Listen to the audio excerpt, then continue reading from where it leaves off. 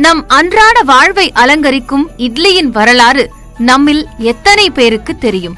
இட்லியின் பிறப்பிடம் எதுவாக இருக்கும் என்று தெரிந்து கொள்வதற்காக கூகுளை தேடிய போதுதான் தெரிந்தது, இந்தியா மட்டுமல்ல, இந்தோனேஷியா, இலங்கை என பலரும் அதற்கு உரிமை கொண்டாடி வருவது.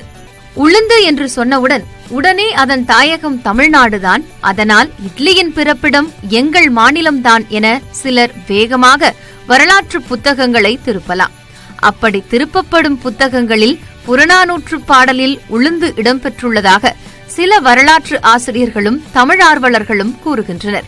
இட்லியின் தாயகம் தமிழ்நாடுதான் என ஒப்புக்கொள்ள நாம் தயாராகும் சமயத்தில் அப்படி இல்லை, இந்தோனேஷியா வழியாக இந்தியா வந்த உணவுதான் இட்லி என்கின்றனர் வேறு சில வரலாற்று ஆர்வலர்கள். சிலரோ அரபு நாடுகளில் இருந்து வந்த உணவு இட்லி என்றும் கூறுகின்றனர். இட்லியின் பிறப்பிடத்திற்கு மட்டுமல்ல, அதன் பெயருக்கும் சண்டை உண்டு. 7ஆம் நூற்றாண்டில் இட்டரிக என்ற பெயரில் இருந்த உணவு 12ஆம் நூற்றாண்டில் இட்டு அவி எனவும் அது மருவி இட்டலியாகி பின்னர் காலப்போக்கில் இட்லி என்றானதாக கூறப்படுகிறது. பிறப்பிடம் எதுவாக இருந்தால் என்ன, பெயர் யார் வைத்தால் என்ன?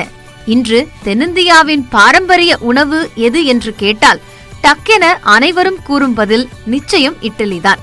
அந்த அளவிற்கு அனைவரது வீட்டிலும் காலை உணவாக தன்னுடைய ஆக்கிரமிப்பை செலுத்தி வருகிறது இந்த இட்லி. நெக்ஸ்ட் வீக் வேற ஒரு ஃபுட்டோட ஹிஸ்டரி எடுத்துட்டு நான் உங்களுக்காக வரேன். அட் த சேம் டைம் உங்களுக்கு ஏதாவது ஒரு ஃபுட்டோட ஹிஸ்டரி பத்தி தெரிஞ்சுக்கணும்னா கமெண்ட்ல சொல்லுங்க. ஃப்ரெண்ட்ஸ்க்கு இந்த வீடியோ ஷேர் பண்ணி விட்டுட்டு அப்படியே சப்ஸ்கிரைப் பண்ணிட்டு லைக் பட்டனை தட்டி விட்டுருங்க.